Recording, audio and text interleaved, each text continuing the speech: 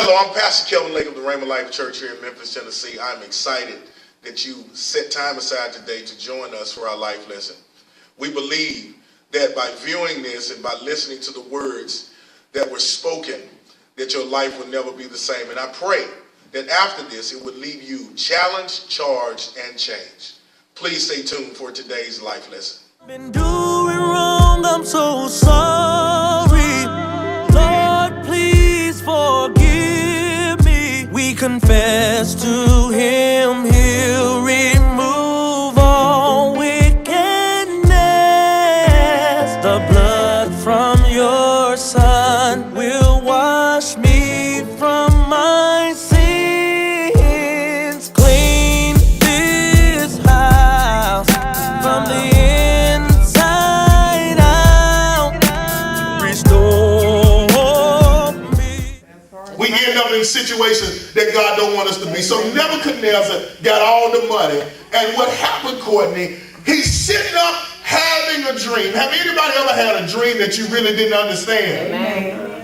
Amen. He had a dream that he did not understand. So he called for the people, the folks who, Dionne Warwick. He called for the tarot card readers. He called for those kind of people to interpret his dreams. Evelyn, they came, and his dream was so complex that the folks who were skilled in interpreting dreams did not even know what it meant. Amen.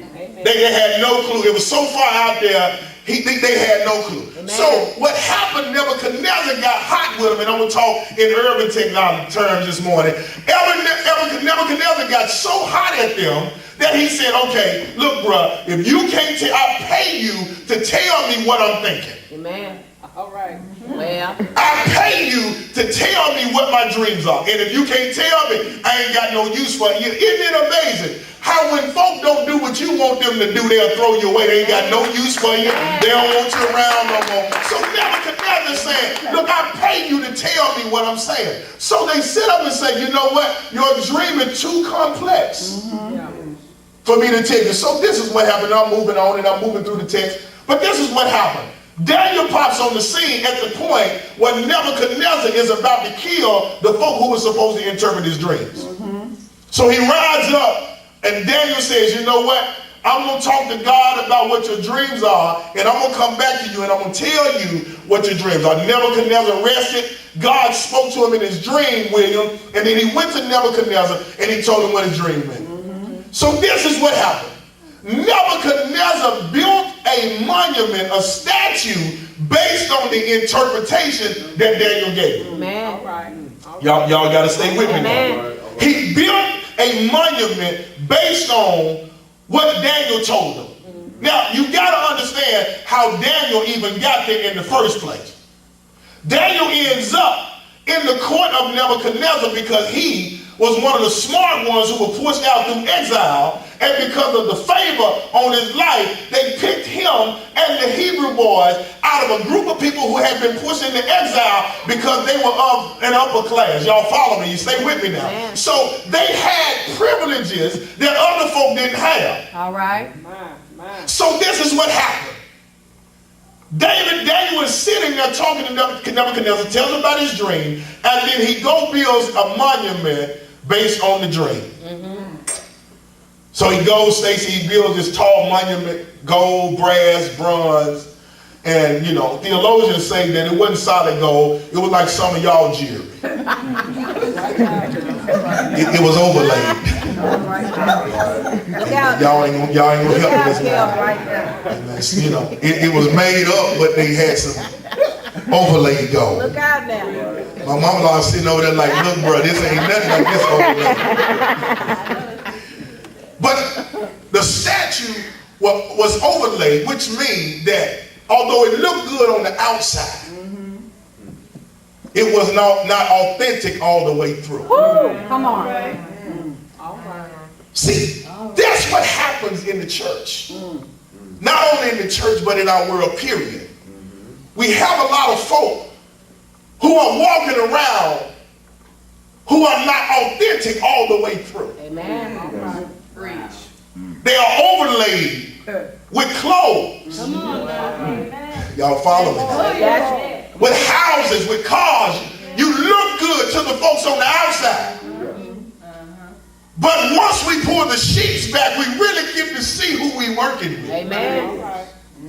I told the folks the other night the reason that God can't use a lot of us because we are carbon copies of other folk. Amen. We want to look like everybody else. We want the Michael Kors purses. We want the Gucci purses when it's really Moochie. Amen. And so we want to look the part, but we ain't got there yet. So let me move on. So this is what happened. So he's sitting there telling them about his dream, brother, and then he go build a statue based on what Daniel says. So not only did he build a statue, but he expected folk to worship him. I see that going on in our world every day. We build the FedEx Forum. Losing team. Ninth in the conference. And we worship him. We build these big buildings. Overlay them with all the bells and whistles. Amen. And we worship them. And then we get mad. Y'all follow me now. Amen. When people don't support a losing team. Amen. So he builds this, Stacy, and he get hot. Because he tells them, now I'm building this. Now anybody who do not bow down to this monument that I built, you will die. You will not live because you are not only going against me, but you're going against my gods. So you will honor my God or you will die. But what I got out of the text this morning, and what I want to really let you know, that folk will build monuments in your life. Yes. They will get you distracted and get you off your purpose. And they expect you to worship them. Yes. All right. And if you will not worship them, they will not fool with you. Amen. All right. They expect everything they do. Have y'all ever been around folk who, if it wasn't about them, it didn't even matter? Right. Y'all say something. I'm gonna think it's you. You better say it. Everything got to be about them. Amen. They will set up. They'll have parties at their house. They'll have cookouts. They'll expect you to come. But then you have something at your house. Tookie dead, the dog sick, the dog took your pills, everything wrong. Have y'all ever been around folk who like that, who are only concerned about themselves and all they care about is what they got going on? Come on, somebody. Y'all better beat your horn or something. Y'all know folk like that. Amen. You know them.